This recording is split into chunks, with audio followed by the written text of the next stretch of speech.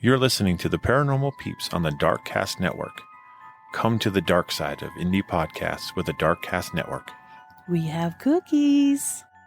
Between the realm of the dead and the journeys of the living, join Josh, Jamie, and Elisa as they delve into the vast world of the paranormal and breathe life back into the history of the departed.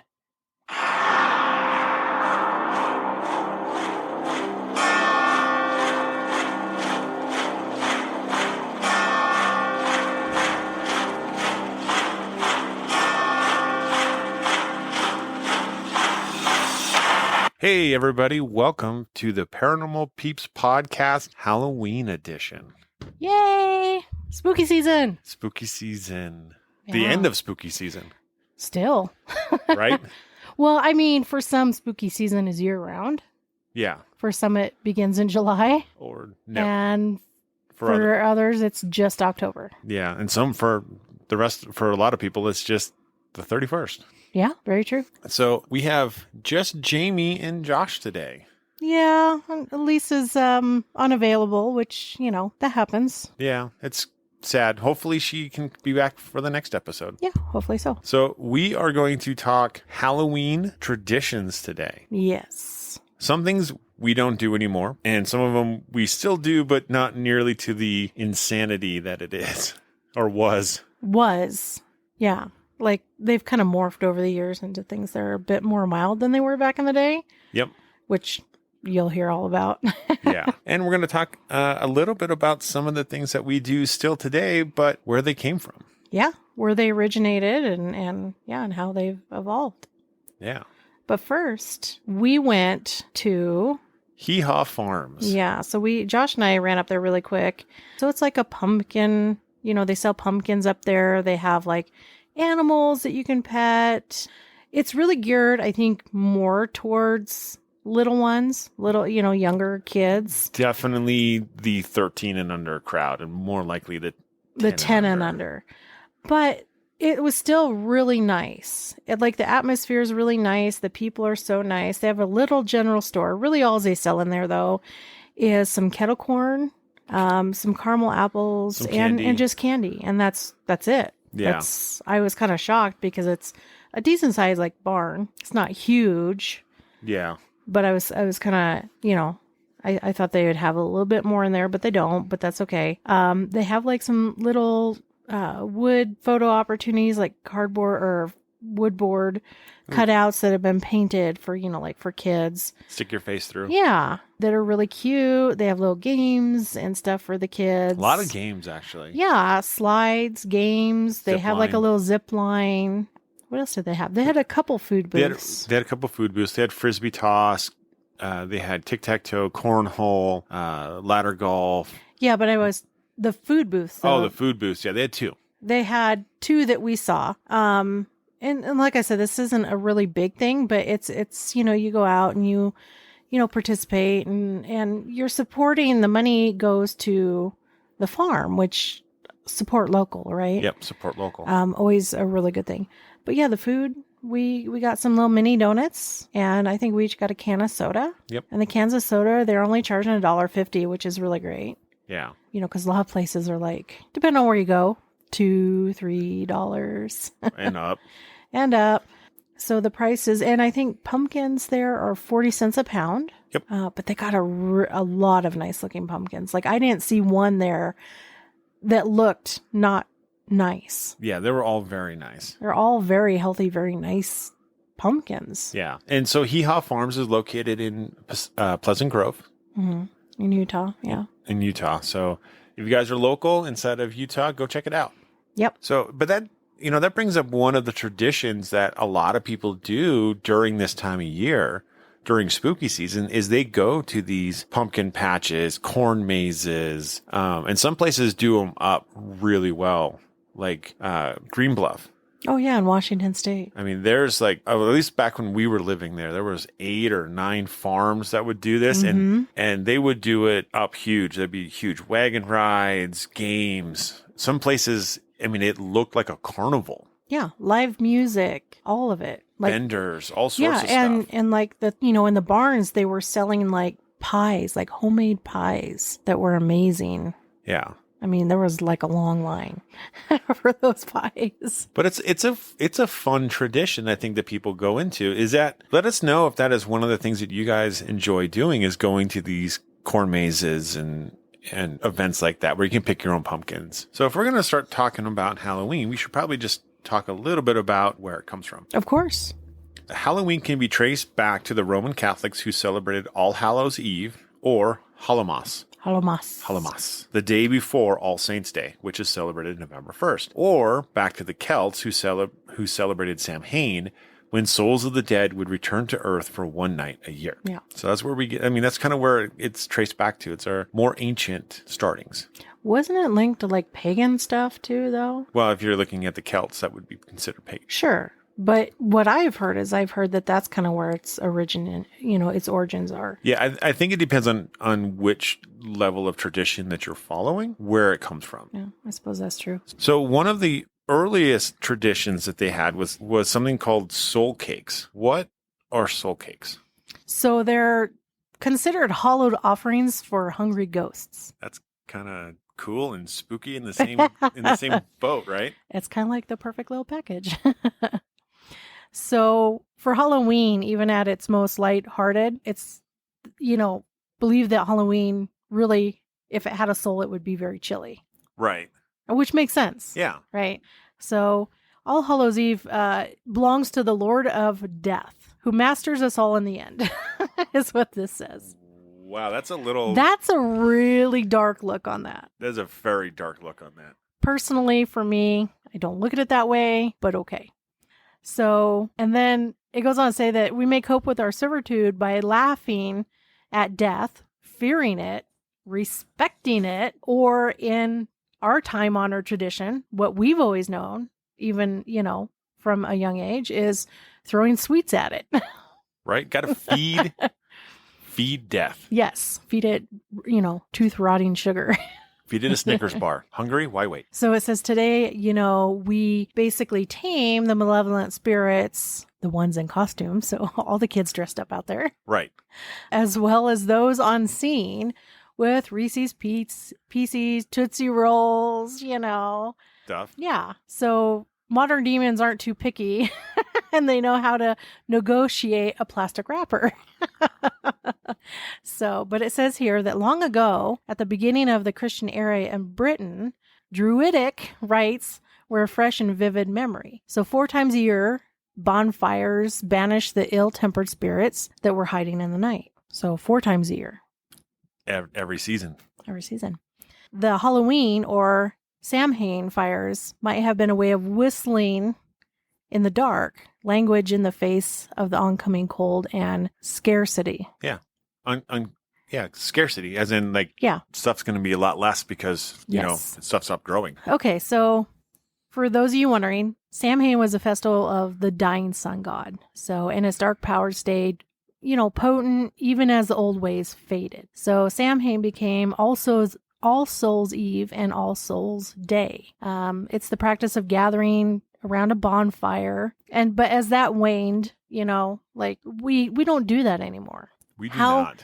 I mean, there may be people out there that do. Right. I don't know any. Yeah, I haven't seen anybody do it. But then again, we live in the city, so bonfires are pretty much outlawed. Yeah.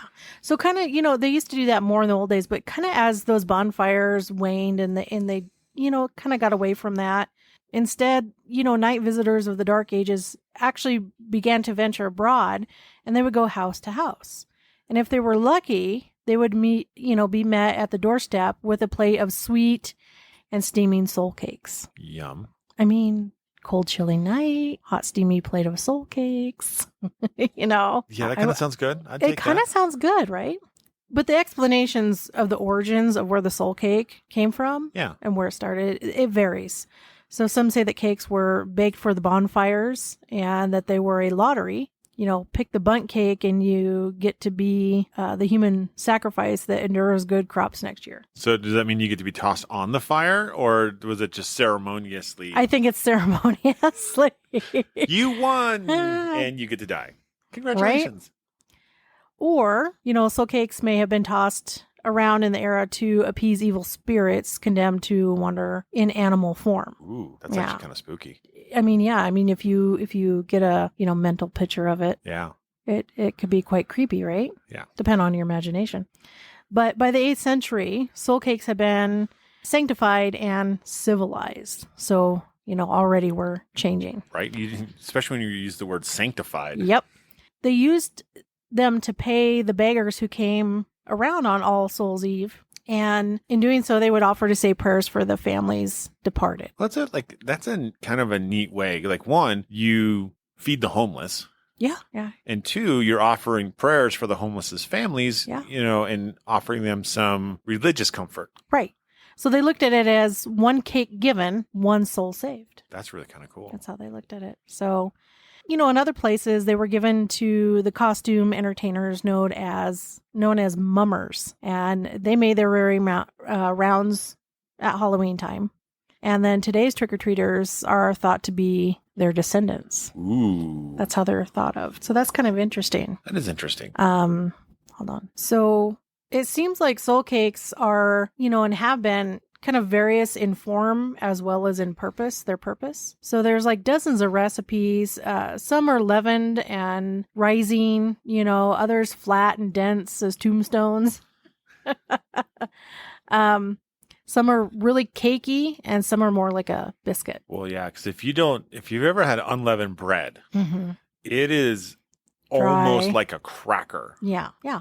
Some have ginger, some have saffron. So, I mean, over the decades and the years and whatnot, people have kind of adapted them and added and taken away. And, like all recipes, right? Right. They kind of go through, there's many varieties. Some are square, some are oval, some are round, some are marked with a cross. And that's kind of the thing about myths, the fact that there's never a single right answer. But it's still, even though there isn't a single right answer, it doesn't diminish their power. Yeah, that's really neat. Yeah. So I think one year we should make soul cakes. I think that would be, had I really thought about it ahead of time, Yeah. I could have done that. For the cookie of the episode. Yeah. Not necessarily a cookie, but Oh, it's still a sweet treat, right? yes, it is. Cookies are sweet. These would have been sweet. The interesting thing about soul cakes is that's really the precursor to trick-or-treating. Yeah. So Kind of morphed, yeah, right? exactly. Soul cakes kind of morphed into what we know today as like candy. Yeah. The giving of candy to appease the little demons that come to your door dressed up. Yes. But what's interesting is like a lot of times they had like honey and later sugar in these treats, and so they were very sweet. Yeah. And so we just kind of instinctively want to prepare our bodies for the winter by eating sweets and candy. Junk. Junk. Exactly. Good junk. Very good junk. So along with the soul cakes, they also had crude jellies, sweetmeats, and even candies. And people would either put on a mask or blacken their faces to placate evil spirits, which is a practice that started to see a resurgence in Scotland in 1895. When adults masquerading around carrying lanterns of hollowed-out turnips would go door to door, guising or begging for cakes and fruits. By 1911, the guising had reached North America, although it was seemingly a rare occurrence largely in the Irish and Scottish neighborhoods. Huh. Interesting. Yeah. It actually wasn't until 1934 that guising became known as trick-or-treating. So before, they're like, you're just a beggar going around begging for candies and treats. Right. And then we said, well, I'll just call it trick-or-treating. Doesn't sound as bad. No, it does not sound as bad. But it actually stalled out during World War II because of the rationing of sugar. Yeah, well, that makes sense. Yeah. But in 1948, it was common enough phenomenon that Jack Benny, who was a famous comedian at the time, he was doing jokes about it on his popular TV or radio show. Mm-hmm. And then in 1951, Charles Schulz, who was the creator of Peanuts, actually had his gang wandering door to door wearing the ghostly sheets and witches' hats. Cool. Which, if you remember, Charlie Brown always had like 9 holes in cut his into ghost, a sheet. Yeah. Yeah. He's like, I had a hard time with the scissors. Yeah.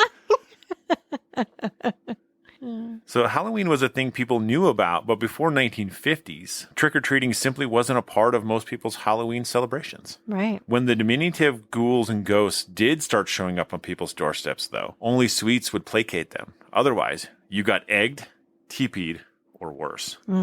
Worse, huh? Worse. And that is something we'll get into. Yeah, we're going to get into the worse. Yes, we will. In the 1950s, candy companies started realizing this trick-or-treat thing might have a huge impact for them. And so there was a rise in advertisements talking about Halloween, and candy companies started marketing candy directly to moms. The message was, if you buy the right candy, you won't be tricked. Smart. Right? Which is, at that time, candy corn first came out. You either love it or you hate it. Right? But it wasn't called candy corn back then. What was it called? Chicken feed. Chicken feed. Candy chicken feed. That's funny. Yeah. Well, yeah, because a lot of time back in the day, people would scatter corn for their chickens to eat. Yep.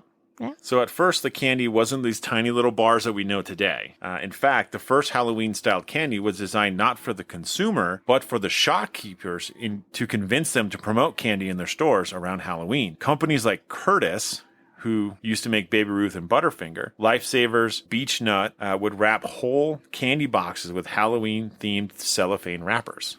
Oh, that's kind of cool. Yeah. They didn't really quite get fully into it. There's like, let's take this normal box, we'll wrap it in some Halloween theme, and sell it. Yep. Which, honestly, I think is what they do today anyway. Oh, yeah. They just say, oh, put a ghost on the front of the packaging. The funny thing is the general public never saw the wrappers because they were always torn off before the candy reached the shelves. Oh, that kind of sucks. Right? So there were exceptions, though, because there were candy companies were already doing things for Valentine's Day and Easter. And so trick-or-treating eventually caught on. Yeah. So like Brock's, for example, was already advertising seasonal Halloween candy with jack-o'-lanterns and trick-or-treaters on the boxes as early as 1962. But for the most part, Halloween candy was no more ghastly and gross or ghoulish than it was at any other time of the year, except for 1964. Do tell. So in 1964, a Helen Fell of Greenland, New York, she was a housewife. She decided to do something truly ghoulish to the trick-or-treaters. Uh-oh. And hand out arsenic lace candy buttons. What the heck? Right? It was an attempt to teach local teenagers they were too old to be trick-or-treating. That's, oh my gosh. Okay. Yeah. Let's kill some kids. That'll teach them.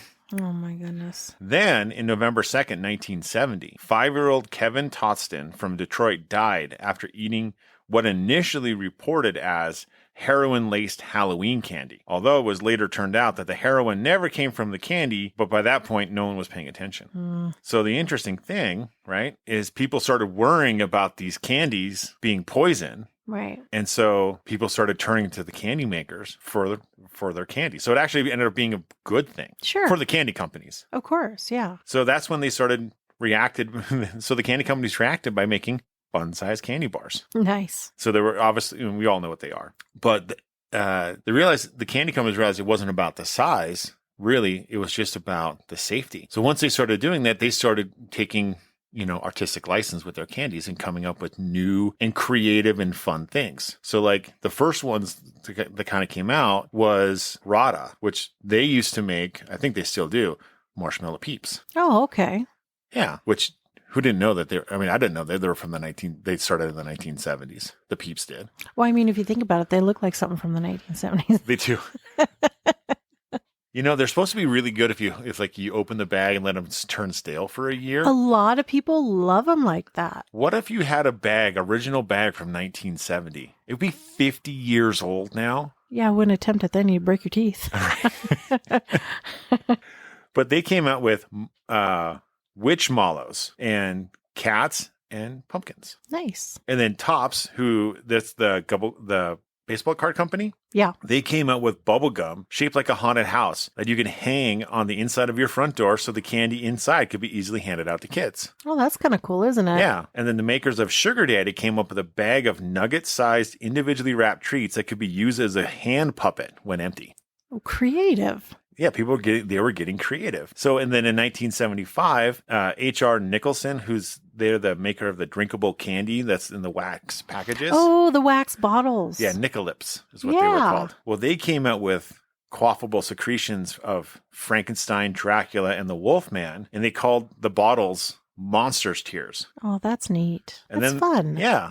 And then there was Mr. Bones, like those Mr. Bones. little pieces of fruit candy that came in a tiny black coffin that could be assembled to be an edible skeleton. Yes, those are still around. They are, aren't they? Those ones are still around. Those are neat. I think they do hard candies now, though, right? They are hard candies, Yeah. yes. But they're like different colors, blues and yellows and oranges and stuff. And yeah, they come in a little coffin and you can put it together to make a skeleton. Yeah. Yeah. Then- those then- are still, I've then seen eat it. those and then eat it piece by piece Piece by piece. Do you start with the head? or the feet. I don't know. Start at the top or the bottom? Or just all at once? Just one big Cram them bite? in there. Cram Yeah. them in there. That might be dangerous. So and then in the early 1980s, future Pulitzer Prize winning cartoonist Art Spiegelman joined the chewing gum, candy, and card making company Topps and immediately revolutionized the candy shops by creating Garbage Pail Kids. Who remembers Garbage Pail Kids? If you're an 80s baby or even into the early 90s really. But yeah, I remember those very well. Yeah. So they had their own candy version for Garbage Pail Kids. They did. And that's when candy makers realized you could do more with Halloween than just seasonalizing the packagings. You can make really gross Halloween candy and sell it to the kids all year round. Yeah. So the crazy thing is that from there, the candy business has grown. And in 2011, the U.S. alone purchased $2.3 billion worth of Halloween candy. Oh, that's crazy to think about, isn't it? Oh, it's so crazy. So crazy. A lot of moolah. That's a lot of moolah. Worth of candy. So if we're going to talk about trick or treating, we're going to have to talk about the other side of that, the trick side. Yes, let's get into the tricks. Which, with the trick side of things, most of it was like, when it started, kids would do like a little song, a little dance, and that was to earn them their candy, because not everyone always dressed up. So they would do a little song and dance to kind of get their stuff, which after doing that for like 4 hours, you get kind of sick of it, right? I would. I mean, that would be, I don't know. I tried it once. I got one door and I'm like, I'm good. I dressed up. It was when I was in my early teens. So it was right at the edge of trick or treating, right? Right. And I don't know why we didn't get Halloween costumes that year. We just didn't. And so I went out trick or treating with my buddy who had a Halloween costume. And it's like, oh, you know what? We knocked on one door and they're like, you're not dressed up, trick. And so I did I can't remember what I did. It was a little soft shoe awfulness. Oh, I've seen you dance. No. I feel like that is just torture for those poor people. I would be like, if I were those people, I'd be like, okay, for that, you owe me candy. Right?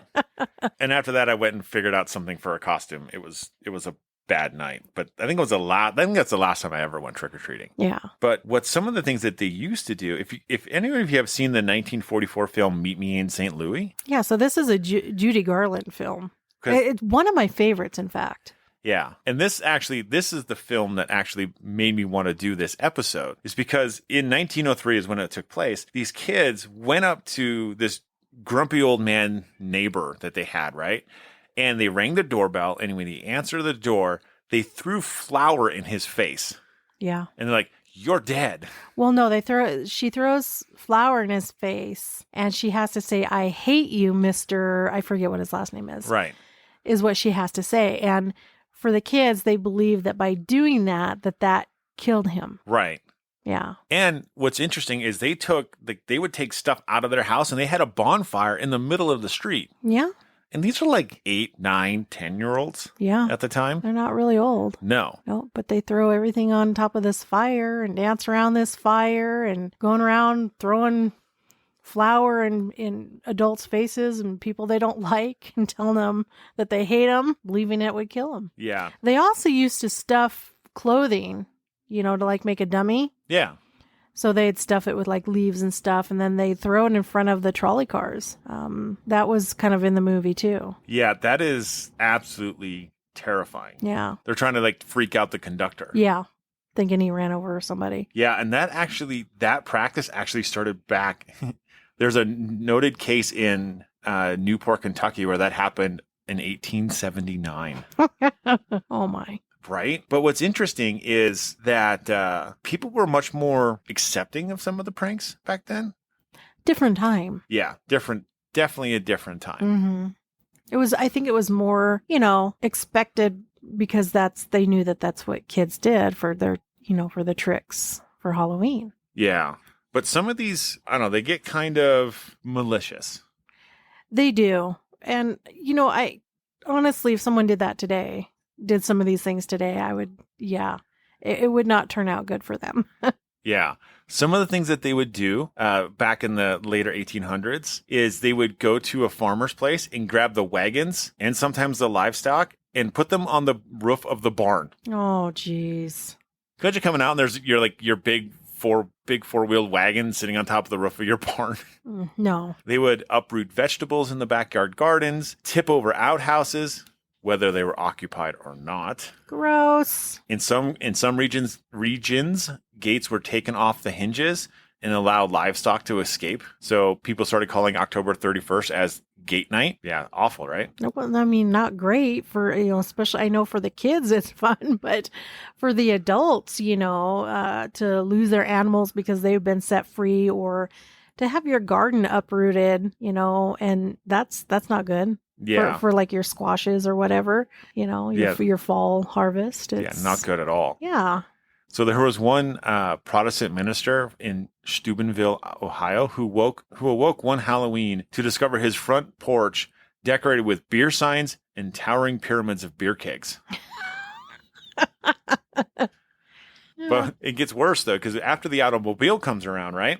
People started removing manhole covers from the streets. Oh, no. Deflating tires, and even erecting fake detour signs to confuse motorists. Oh, no. I mean, come on, there is some humor in that, but... Right. Well, at first it was like limited to the rural areas. As people came more into the cities and the metropolitan areas expanded, they got more destructive. Yeah, see, that's not good. They started setting fires. What? Breaking glass and tripping pedestrians. Oh, my word. I know. Okay, there's no humor in those ones. That's like the thug life there. Right? So boys would run around through the streets splattering people with bags of flour or black stockings filled with ashes. Oh, jeez. And then one year, some kids in Kansas City decided to wax the streetcar tracks on a steep hill, causing the vehicle to slip and crash into another streetcar, and that ended up seriously hurting the conductor. Yeah, see, that's way too far. Yeah, that takes it a long, like way outside of... There's those, innocent little tricks where nobody gets hurt, right? Yep. Maybe a little inconvenient, but nobody gets hurt. And then there's those ones where you put people's lives in danger, and that's, setting fires and tripping people. Yeah. So, that's not good. Breaking glass? Come on. So in 1902... We call those riots today, by the way. Exactly, right? Yeah. It's more riot-like. That's what it sounds like. Well, like when people riot, it's the breaking of glass, the setting of fires, and just the destruction, and it's awful. So the Cook County Herald had a good idea in 1902, because there was some people in Arlington Heights, Illinois, that were having problems with this type of destruction, right? It said, most everybody enjoys a joke or fun to a proper degree on a suitable occasion. But when property is damaged or destroyed, it is time to call a halt. Yep. We would advise the public to load their muskets or cannon with rock, salt, or birdshot. Oh my. And when trespassers invade your premises at unseemly hours upon mischief bent, pepper them good and proper so they will be effectually cured and have no further taste for such tricks. Wow. Your cannon. Cannon. Let's load the cannon up here, dear. It's Halloween night. I mean, that's awful. Wow. But in some cases, things turn a little fatal. No, that's never good. No. So pranksters in Tucson, Arizona stretched a wire across the sidewalk to trip passersby in 1907. But one pedestrian was thrown to the ground. He drew his revolver and shot one of the jokesters. Oh, dang. It was just a matter of time. Right? And then unfortunately, the same year, a woman in Indiana was literally scared to death when her heart stopped after her daughter answered a knock at the door and screamed when a group of boys thrust a grinning pumpkin lantern in her face. Oh, jeez. And honestly, the list of insanity and meanness goes a long ways. And we'll move forward a little bit to the 1970s and 80s when arsonists turned the Detroit night sky a Halloween orange by setting fire to trash cans, dumpsters, and abandoned buildings. The destruction peaked in 1984 when more than 800 fires were set across the city in a 3-night arson spree. That is crazy. So Detroit said, fine, we're going to put dusk to dawn curfews for the unaccompanied adults under 18 and mobilize a city watch. Yeah. So it's definitely, those are definitely the bad side of Halloween pranks. Yeah, I mean, I would definitely stick to the lighthearted where you're not destroying someone's property or physically harming them, Just don't. My goodness. So speaking of pranks. Yes. Did you ever pull any pranks when you were a youth? Just like for Halloween or just in general? Halloween. Did you engage in any Halloween prankery? For Halloween, no. I mean, so my best Halloween years, age-wise, were spent in Alaska. Well, I mean, you can imagine end of October in Alaska, right? I mean, yeah, I had these cute costumes every year, but did anybody ever see them? No, because you had to wear snow pants and, what we called moon boots and, and warm jackets and hats and gloves. So, I mean... Yeah, that was trick-or-treating where you might get dropped off the end of the block, hit all the houses as your parents follow in their car. Yeah, and then you jump in to go to the next street. Yeah. Yeah, we did that. I remember doing that in North Dakota as a kid. So, yeah. So who's going to play pranks then? Not me. Yeah. It's just too cold. You go about your business, right? Your goal is to go out and get as much candy as you can without freezing to death. Most of the times pranks are held by the older kids. Teenagers. Preteens. Yeah. Did that ever happen? Did you ever engage in any of that stuff as a teen? So when I quit going trick-or-treating, my brother and I decorated the front of the house. We went underneath the porch and we put green Christmas lights, right? And then we put dry ice all over the underside of the porch in little things of water. So it would steam and the smoke would come up and then it was like a green glow because of the lights. Oh, that'd be really cool. So we did that under the porch, right? And then in the window of the front of the house, we put a stereo. My brother had a stereo system. And we had a spooky, cassette, not CD, not, with spooky sounds, right? Yeah. And music. And in the front driver's seat of his pickup truck, we dressed up, we just took an old flannel shirt, long sleeve flannel winter shirt. Yeah. And we rolled up towels for the arms and a pillow for the body and buttoned it up. And then we took a balloon and inflated it and put it in a skeleton mask that had long white stringy hair. Oh, that's cool. And then put a hat on it, kind of like an Indiana Jones hat. Yeah. On it. And then in his hand, he had a whip. So we did paper mache hands and then we put rubber cement glue on it, make it look all slimy and gross coming out of the rocks in the driveway. That's cool. So you really guys did up the house for Halloween. Yes. So we were known as the Halloween house in our area at that time because we did so much. That's cool.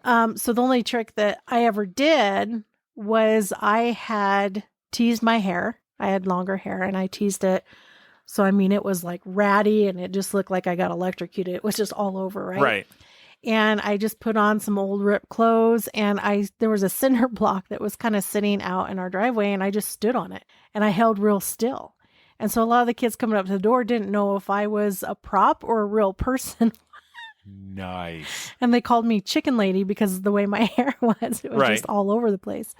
And I got a couple of them pretty good. Yeah. That's I got cool. one kid who fell on the ground because I scared him.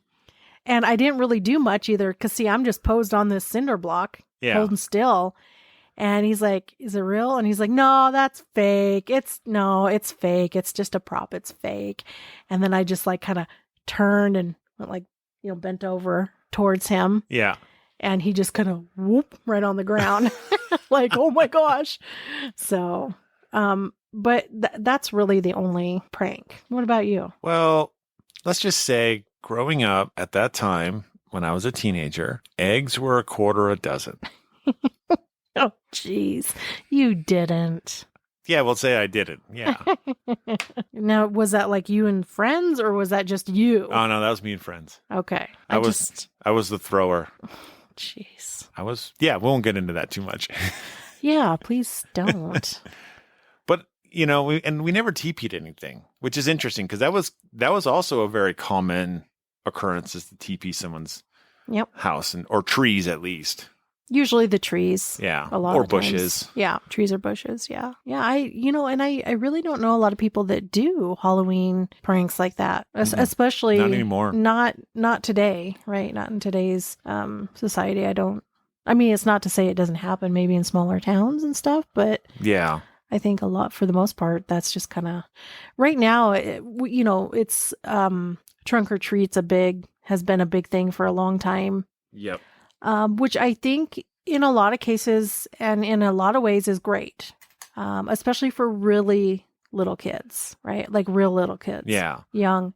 But I also think it's a shame because I think we're losing a lot of the door-to-door aspect of it. We are. And honestly, that was a lot of the fun of Halloween, was going door to door. Yeah. But I think in a way, right, that makes a change because more and more people are now having kind of Halloween parties. Yes. Where they'll have it on Halloween or really close to it. So one of the things that people used to do at their Halloween parties was fortune telling games. They did. So, and they had a variety of them, right? Yeah.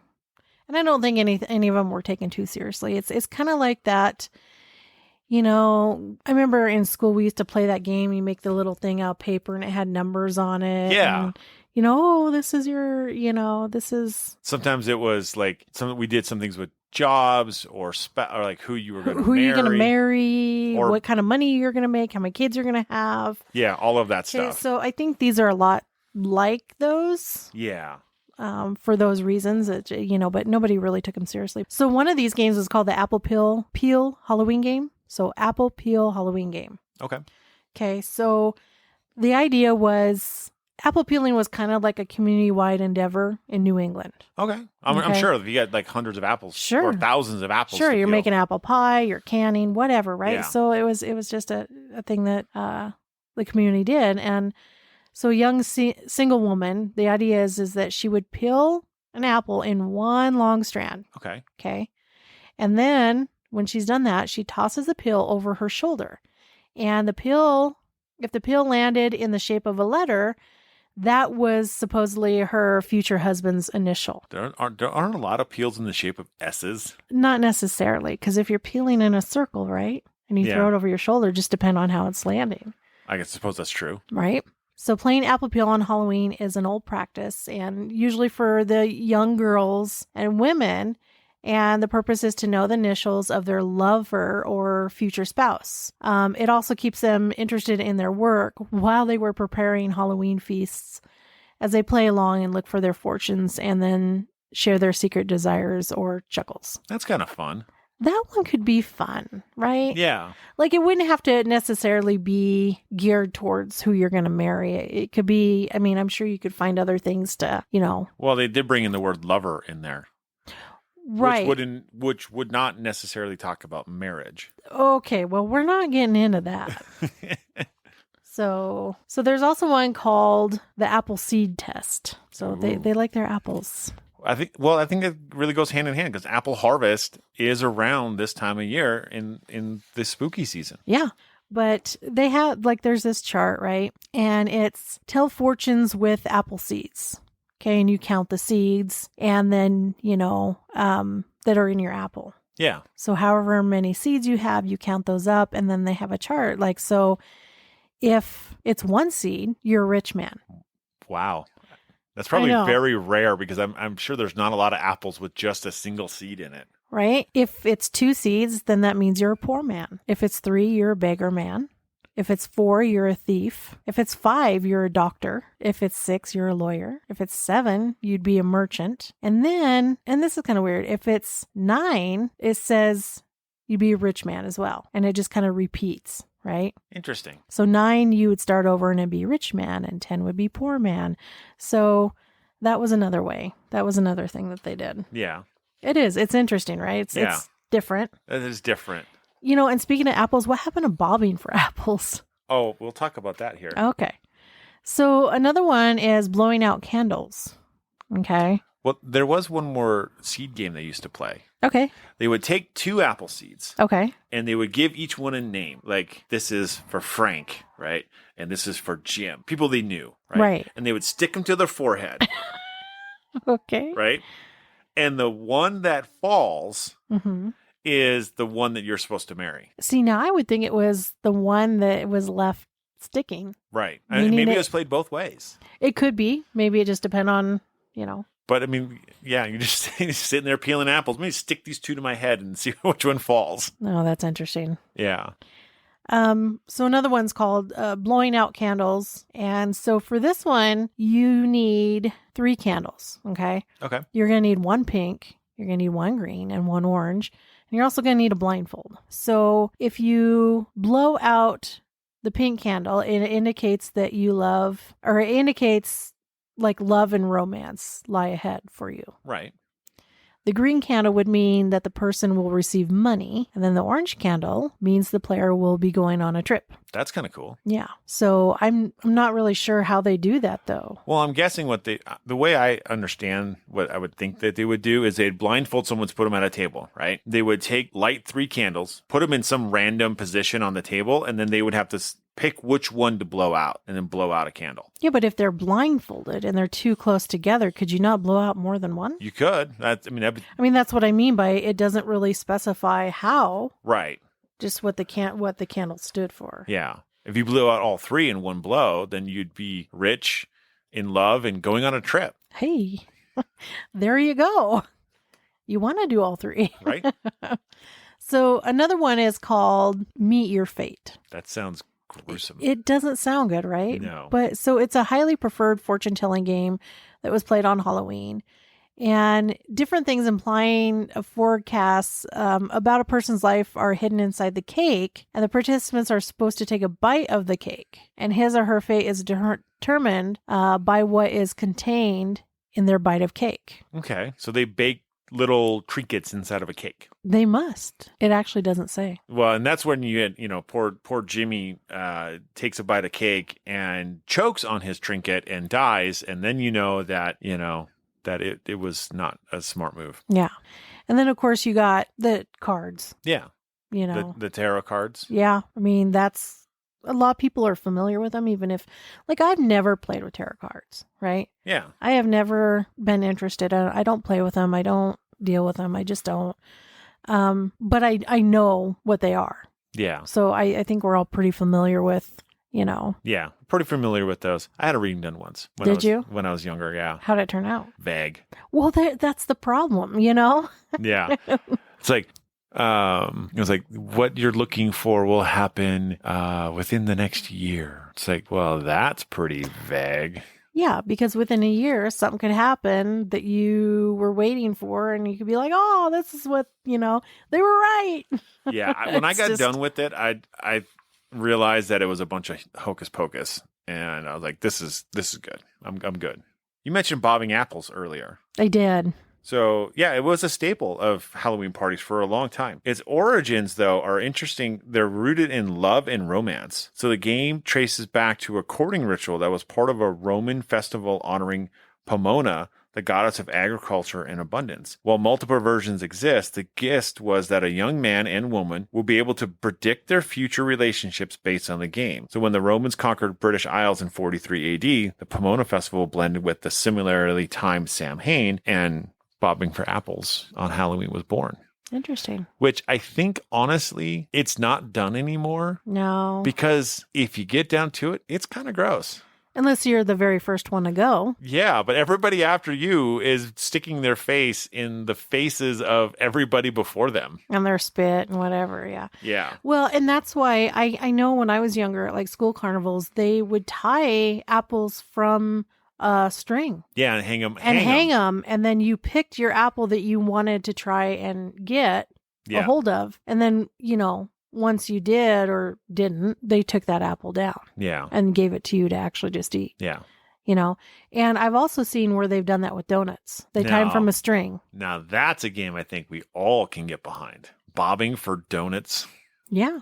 They just tie a donut from a string and you got to try and grab it. Yum. But I mean, wouldn't that be kind of easy though to do? It'd be way easy to do. Unless you were blindfolded, then that would be a lot harder. Yeah. Maybe that's the trick, huh? Yeah. Or maybe we just tie them and let people eat donuts because let's face it. In a fun way, in a different way. Yeah, because we like donuts. So one of the other traditions that people had, right, was because people believed that spirits were walking the earth at the time during Samhain, right? People would, claim to be seeing ghosts at that time of year. Right. Which is honestly a tradition that we all still kind of follow today, especially in the world of the paranormal. Well, yeah, because we think that's when the veil between the two worlds is the thinnest. Right. And so everybody has, at least, especially in Utah, right? October is full of investigations, public investigations Yeah.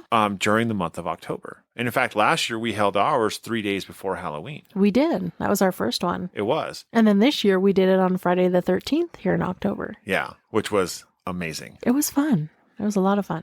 So I like that. I mean, we kind of like that tradition just because it's, part of our jam, just being part of paranormal investigators. It would be interesting, though, to try to hold one on the 31st of October. Yeah, I'm not sure how many people would actually turn out for that. I mean, a lot of people are going to parties or just taking their kids out trick-or-treating. Right. And it just depends, honestly, on what day it falls on as well. Yes. For a lot of people. Yeah. So we covered a lot of traditions in the U.S., but what are some traditions that they hold overseas? Well, so Scotland. They got to have some fun stuff. Right? I would think so. Yeah. So it basically says Halloween traces its roots to Scotland. Mm-hmm. And the history of it can be dated back 3,000 years. So the pagan Celts observed this holiday as a transition from one year into the next. And it is known as Samhain, right? Yep. In Scotland and Ireland. So, which was a way of warding off ghosts that may want to haunt the people. So it's almost a way of protecting your house. So, yeah, and the Celtic New Year is actually still observed in the United Kingdom. So you can travel there and experience the Samhain Fire Festival. And it's held actually in Scotland every 31st in October. Okay. That would be cool. That would be amazing. So the event actually features a popular costume performance function on the Edinburgh streets. So. Oh, Edinburgh. It says Edinburgh. Oh, Edinburgh. Well, yeah, I'm really bad with places over there. Not gonna lie. Okay. So in remote locations, a bonfire is lit like in the old days, like we were talking about. Yeah. Right. And people from all over the country convene in their neighborhoods with costumes, which is, I think that'd be really cool. Like young and old alike, not just for the young to dress up, but I think it would be really neat for the adults too. Yeah. So basically it's a public bonfire. Yeah, it is. Yeah, that sounds like fun. Like your neighborhood, right? Yeah. So they usually actually spend the evenings trick-or-treating, and then they attend parties with their friends, and they have treasure hunts, games, and then traditional food. Yeah, that sounds like a lot of fun. Yeah. Next year in Scotland. That would be actually amazing. It would be amazing. It would be amazing. So, and of course in Mexico. Yeah. Right? Dia de los Muertos. Yep. So, or as we know it, Day of the Dead. And it's actually a 3-day celebration that's observed from October 31st till the 2nd of November. So it kind of covers both Halloween and All Saints Day. Yeah. So the first day is actually devoted to departed kids. Oh. Yeah. Also known as angelitos or little angels. That's sad. That is sad. So, and then the second day is usually dedicated to the dead. So your relatives that have passed on. Yeah. Yeah. Yeah. But the first day is, devoted to kids. Yeah. But during Halloween, makeshift altars are typically built to commemorate the deceased, like your family members and such. And then these altars are adorned with like toys, candy, other delicacies for children, and decorated with booze and stuff for the adults. That's right. Make sure you got whiskey on my altar. Yes. And they actually also adorn the altars with items of like substantial meaning to the person who has passed. So that's, I mean, that would make sense, right? That'd make total sense. And Mexican marigold. So marigold was believed to guide the ghosts of the dead to their offering. So to kind of bring them to Right. their offering. So the people there also eat pan de muerto, or bread of the dead. So dress skeletons in colorful and amusing costumes, and then later they take the party to the community cemeteries in the nighttime. I'm down for that. Like a nighttime cemetery party. Yeah, why not? Yeah. The one thing I like about that festival, it's less about candy and scaring people and the spooky side of things, and it's more a time of remembrance for those who have already passed on. Yes. Yeah. And again, because the veil's at the thinnest, right? Yep. For the kind of two worlds to collide a little bit. Yeah. Yeah. So in China, they have a festival known as the Hungry Ghost Festival. And this one's usually actually observed on the 15th day and the 7th lunar moon. Okay. So that may or may not be coinciding with October. Well, not like we do. Right. I suppose, right? But I think that falls along, because we talked earlier about Japanese ghost stories, that fell in the summer months. So that might actually fall in the same time frame as the Japanese traditions. But locals will place food and water on photos of their deceased relatives and then light floating water lanterns, which are supposed to guide the spirits that are drifting around the world. They also light up money, cars, houses, phones, and many more things because the thought is that it appeases the spirits of those that have departed. Okay. So just like, flood it with light and right. Again, that's really neat though, because again, it's more focusing on those who have passed on. Right. So then they have in Haiti, a lot of festivals, right? Yeah. So in Haiti, there's another festival and it's called Feast of the Dead. It's a version of Halloween that is celebrated on the 1st and 2nd day of November. Okay, so in line with All Hallows Eve. Yes. So, and on the commemoration day, the Haitians pay homage to Baron Samedi.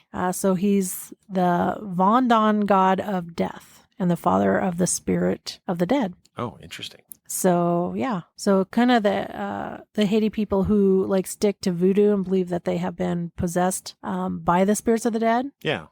So they view him as a god of wisdom. Oh, okay. That makes me think of Princess and the Frog. Yep, a little bit, right? Yeah. Well, I think you're thinking of like the voodoo aspect of it. Yeah, well, because right? remember the voodoo guy at the end, he gets taken out by the shadows. By the voodoo god. Yeah, I'll have to rewatch that. Right?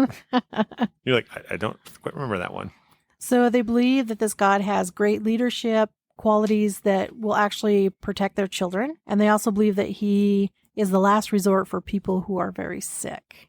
Yeah. So, but their celebration is, it features wild parties with extreme dancing in the streets. They also drink and shower themselves with raw rum spiked with chilies. Shower themselves with it. Yeah, drink and shower. Ooh, a little chili in the eye would... Don't get that in your eyes. Ooh, yeah. Ouch. The alcohol alone will burn, and then you add chilies to it. Yikes. So then we have like Nepal. Okay. So it's there's an ancient holiday in Nepal known as, oh my gosh, Jia Jatra. Perfect. Anyways, I butchered that and I am so sorry. It means cow festival, and it's observed in late summer to honor the friends and family members who have recently died. So, and it is believed that cows help the dead navigate the spirit world. So in modern day society, the children will actually dress as cows and then march in a procession. They play music, they have food, comedy, face painting, and very intricate costumes. I know. That sounds like a lot of fun still. Yeah. I mean, but yeah, there's so many out here, like in Poland, and I mean, it's actually quite extensive. So it's a lot of countries celebrating the dead. Yes. Yeah. And obviously that's the common thing here, right? Yep. Because they're celebrating the departed. Yeah. And what's interesting is because where ours comes from, where the U.S. has come from, because it comes from Scotland and Ireland and Mhm. that. And they're really celebrating the changing of the seasons, Yes. the harvest time where everything starts to die off. That's really the kind of the celebration there. A lot of other countries celebrate their departed. Yeah. So that's really neat. Yeah. So now that we've talked about all this, Yeah. what are some traditions that we do today besides trick-or-treating, besides the obvious, besides the, I mean, like you said, for us as a paranormal team and a podcast team, we have our Halloween event, Yep. We have which has already come and gone, right? Yes, which was amazing. It was amazing. We decorate here at home. Well, the other one we do too, we haven't talked about it really, is the haunted house aspect of things. That's true. A lot of people gravitate towards haunted houses. Yes, and we have several here in Utah that are very popular. Asylum 49 being one of them, Mhm. Fear Factory another, and I know there's other ones out there. Those are just the two that I Most know familiar offhand. with, yeah. Yeah, mainly because we've investigated both of those places. We have. But yeah, people like to be scared, and so we've taken into this time of being scared on things, Mhm. right? Disneyland, Disney World, Universal Studios, Knott's Berry Farm, even Silverwood. Yeah. They transform all of these places into these horror festivals, Yeah. essentially. Yeah. You know, I know people that Halloween time, October becomes scary movie time. Yeah, I mean, and we watch some movies, so we're not really into the really scary movies. The slasher flicks. I'm not into the blood and the guts and the jump scares. I'm more into the creepy, The suspenseful. the suspenseful. The others. Or the comedic, of course, because we watch Beetlejuice and Ghostbusters. and yeah, so Corpse Bride. Yep.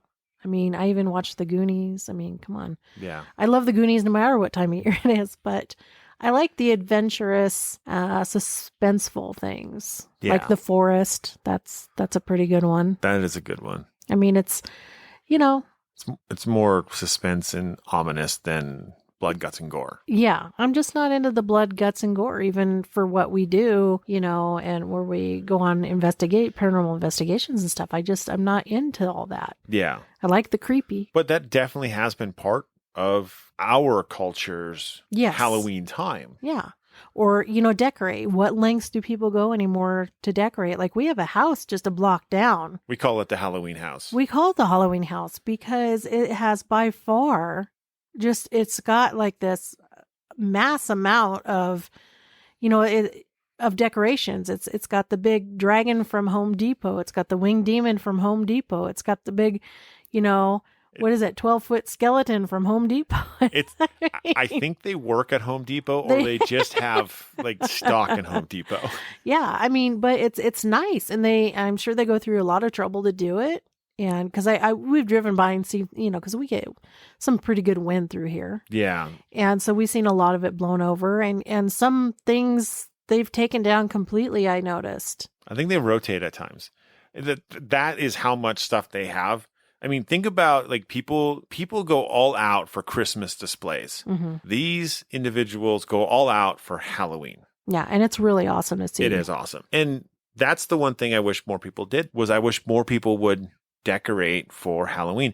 I think what we're seeing though at times is because of everyone doing these trunk or treat things, Mm-hmm. we're seeing a decrease in trick or treating and people decorating for Halloween. Well, and that's kind of my point, is I think trunk or treat is great for a lot of reasons, and especially for the really little ones, and the families with really little kids. Super easy. I think it's Get it done. great. I think it's great. It's a safer way. I get all that, but I also think that because trunk or treat has kind of taken over everything, we have lost a lot of people that decorate their homes and all these other things. I think that it's kind of done us a disservice in a way too. Yeah. I think there's pros and cons to it. I agree. I think part of it, I know like there's so much money to be had in Halloween. Obviously, we talked about the billions of dollars in just candy alone. Yeah. But you have costumes, the Halloween pop-up shops, all of these things that happen around Halloween. Yeah. But what ends up, I think, in a way, starting to destroy some of it as well, is the fact that this stuff shows up in June. Well, the first I've seen it is July this year. It hit in July. It really hit in It July. hit in stores. It hit in like Disneyland. I mean, I think it's. I know that there's people that love it year round, and more power to you. And we're of that mindset. We love Halloween most of the year. But I've just noticed that in stores and everything's coming out earlier and earlier every single year. And so it's all one's bleeding into the next. And Yes. it doesn't feel like Halloween gets its own time slot before Christmas is rolling in. And I don't like that. Yeah. Disneyland is a big part. They're guilty of that too, because they started carrying Halloween stuff really early. A month ahead of time. No. Oh, the August. It was in August. Yeah, beginning Disney of August. World started in August. Yeah. Disneyland started end of August, early September, more in September, I think. But still, the thing is, and I know Josh and I went to Disney last year in September, and it was during their big Halloween stuff, right? Right. We go there, and almost all their Halloween stuff in the early part of September was sold out. Yeah. Which it does make it a problem, right? Because now, and this started happening a month ago, right? You go into Costco's and you go into these stores, right? Mm-hmm. It's September, it's September. It was September. It's September, and there's Christmas stuff up, and the Halloween stuff is almost gone. It's like, wait, I'm just starting to think about Halloween. Why is my stuff gone? It's gone. Yeah. And it's like, and to your point, yeah, we're starting to shift everything to the side because it's a consumerism mindset. I know. And that becomes, in a way, the degradation of the holiday season. Yeah, absolutely. And we're doing it more and more in this country. And it's really sad to see. Yeah. It's just, I think we've lost a lot by doing things like that. We have. But I think there's still people who still carry the banner, still carry the torch for Halloween. Darn tootin'. And, we always, decorate at least something for Halloween. Yes. It varies year to year. Yeah. And part of it's just because, people get busy. Oh, yeah. And we've had a busy October. We have. And so putting up decorations does take time. And it's like, wow, do I really want to do it for one night of the year? Mm-hmm. And it's like, but you should. Yeah. And maybe the part of the thing is we should start decorating for Halloween in September. Yeah. Enjoy it for a couple months versus just one. But, for me, it's bothersome when it starts in July. Yeah, it's too early. I mean, we're in a summer and, we're just getting over 4th of July. And then right after 4th of July, it seems like Halloween got puked up all over in the stores. Yeah.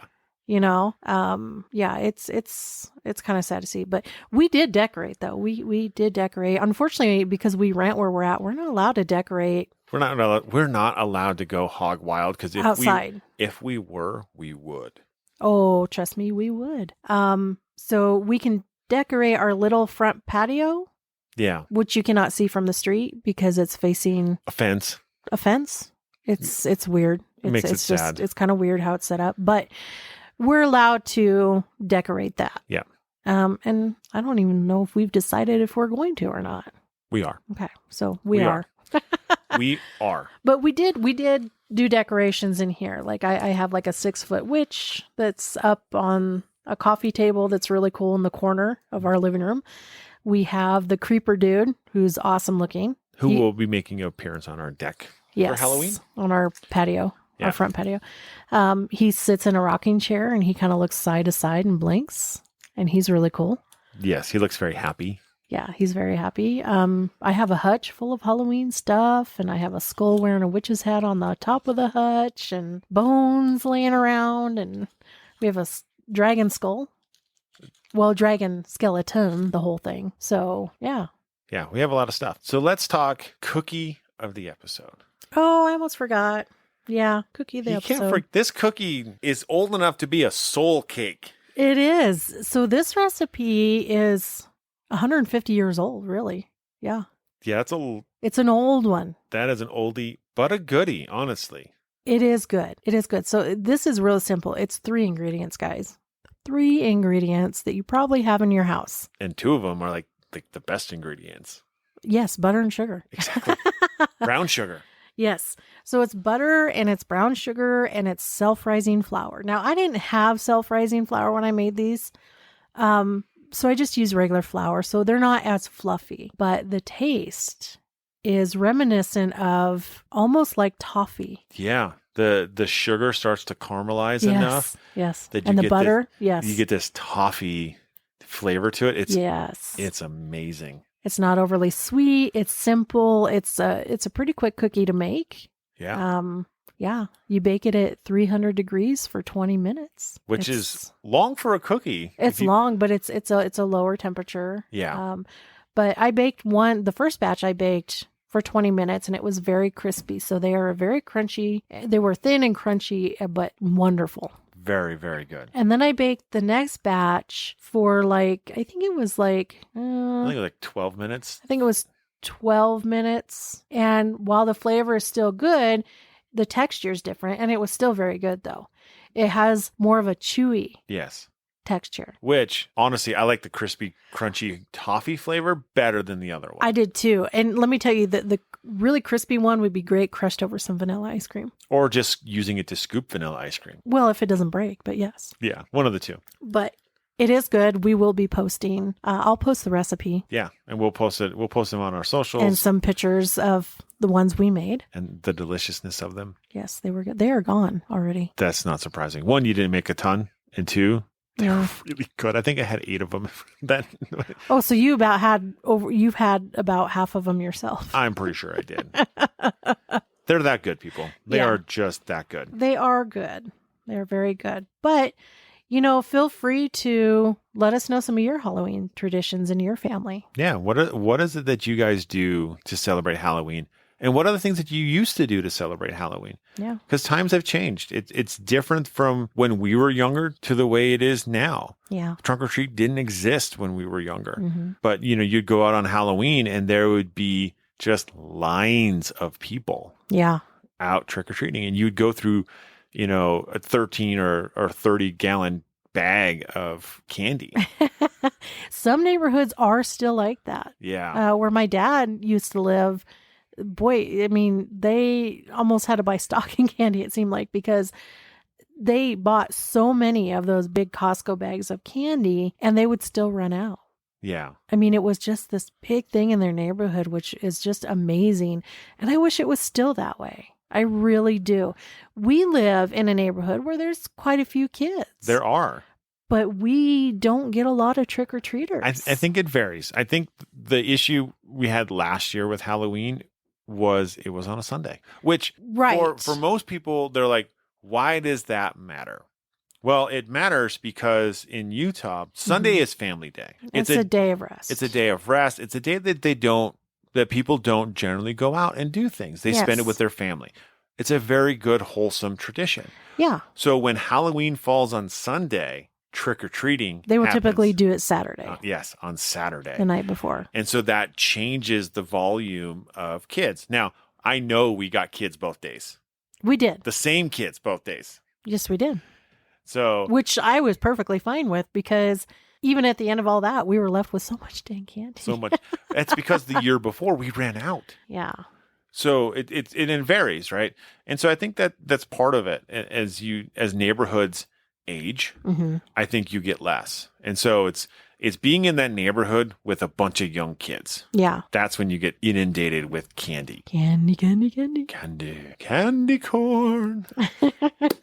We just want to say thank you to all of our listeners out there. We super appreciate all of you. And if you haven't done so yet, please subscribe and rate our podcast wherever you're listening. It does help us with our numbers and help us in the algorithm so more people get to listen to our wonderful podcast. Absolutely. And if you have any ideas or stories of experiences you've had, or if you just want to tell us about your Halloween traditions, we'd love to hear from you.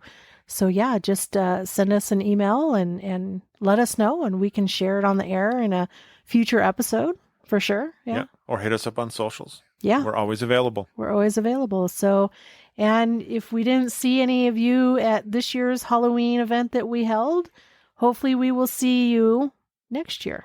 Absolutely. And as always, stay ghosty, my peeps.